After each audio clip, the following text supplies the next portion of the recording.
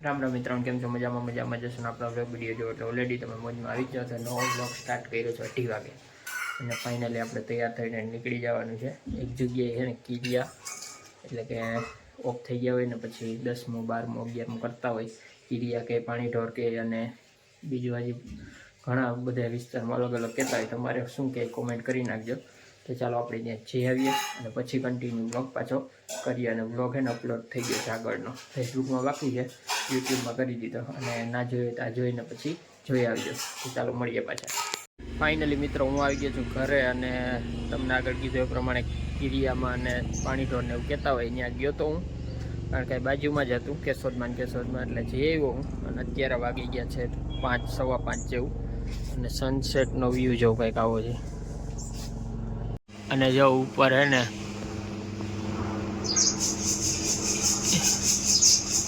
Helicopter જાય છે, પણ હવે આમાં દેખાતું નથી. બહુ ઊંચું છે,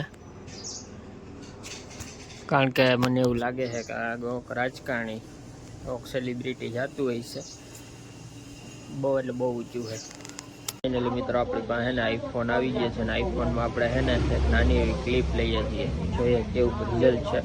અને આ છે ને વાઇડ એંગલમાં આપણે લીધી છે ક્લિપ, અને ફૂલ ફ્લેશ લાઇટ સાથે જોઉં તમે કંઈક આવું રિઝલ્ટ આવે છે. આ લોકો બધા બેસી ગયા છે. અત્યારે બને છે ઓળો, અને માસા બનાવે છે જોરદાર. વઘાર મારી દીધો છે ડુંગળી ને લસણ ને બીજું શું છે, વટાણા. જો મસ્ત મજાનું. આ શું છે? ચટણી બનાવેલી છે. અને આ છે મરચા તરાઈ ગયા છે. જો ફાઇનલી ઓરો બનશે હમણાં જોરદાર. ફાઇનલી મિત્રો જો કલર આવી ગયો છે, હજી રીંગણું નાખવાનું જ બાકી છે. જો પછી આવશે મસ્ત.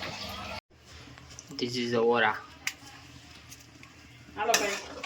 જમીને ફાઇનલી આપણે ફ્રી થઈ ગયા, ને અત્યારે વાગી ગયા છે 9:45 જેવું. અને ફાઇનલી આપણે એને આઈફોનમાં એક નાની એવી ક્લિપ લીધી. તમે આગળ જોઈએ પ્રમાણે પહેલી વખત આપણે એને આઈફોનમાં ક્લિપ લીધેલી છે, અને પહેલી જ વખત આપણે આઈફોનનો કેમેરો યુઝ કર્યો છે. જો કેવો લાગ્યો તમને કોમેન્ટમાં લખી નાખજો. અને હા, આજે છે ને ઇન્ટરનેશનલ કે નેશનલ ફાર્મર ડે છે, એટલે બધા જ ખેડૂત મિત્રોને ખૂબ હેપી ફાર્મર ડે. કારણ કે અત્યારે તો એવું થઈ ગયું છે કે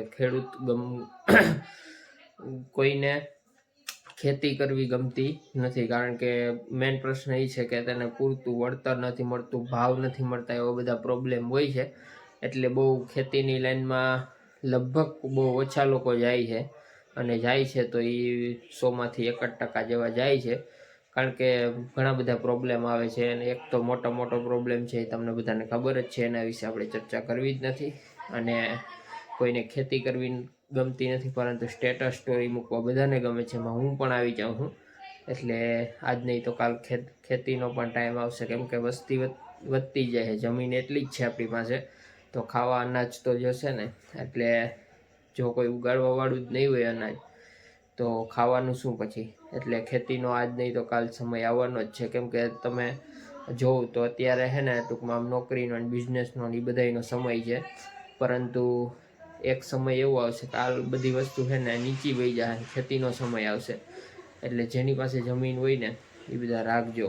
અને કારણ કે ડેવલપમેન્ટ જ એવડું થઈ રહ્યું છે, અને મશીનરી જેટલી આવી રહી છે કે મશીન છે ને બધા કામ કરી દે. 100 જણાનું કામ છે ને એક જ મશીન કરી નાખે ને ઓછા સમયમાં કરી નાખે. એટલે ક્યારેક ને ક્યારેક તો બધાનો સમય આવતો જ હોય છે. એટલે બધાને હેપી ફાર્મર ડે. અને એમાં રસ હોય તો એ ખેતી તરફ પ્રેરાય અને સારી રીતે આધુનિક ખેતી કરે, કારણ કે હવે તો બધા નવી ટેકનોલોજી આવી ગઈ છે, એટલે ખેતી એ પ્રમાણે કરે અને વળતર પર સારું મળે. તો કન્ટિન્યુ બ્લોગમાં બન્યા રહેજો. હવે મળીએ આપણે ડાયરેક્ટ સવારે. બીજા દિવસના પહેલાં તો બધાને રામ રામ, અને મસ્ત મજાનું બીજો દિવસ થઈ ગયો, અને 4:45 વાગી ગયા છે. અત્યારે છે બ્લોગ સ્ટાર્ટ કરવાનો ટાઈમ મળ્યો, અને અત્યારે ને ફ્રી થઈ ગયો હું, અને ફાઇનલી મારે જવું છે ગામમાં. અને કાલ તો તમે બ્લોગ જોયો જ, મજા જ આવી ગઈ છે. તો ચાલો કન્ટિન્યુ બન્યા રહેજો, ને આપણે આજે બ્લોગને એન્ડ કરી દઈશું.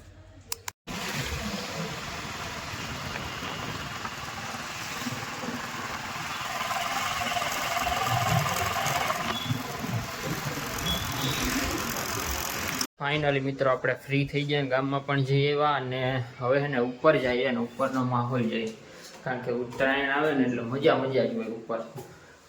તમે આગળના બ્લોગમાં પણ જોયું હશે. અત્યારે પણ હમણાં જોજો સનસેટ ઓલરેડી થઈ ગયો હે, અને પતંગ જો ચગે પતંગ, કારણ કે ઉત્તરાયણ છે ને મસ્ત મજાનો કેશોદમાં માહોલ હોય છે. તો ચાલો કન્ટિન્યુ બ્લોગમાં બન્યા રહેજો.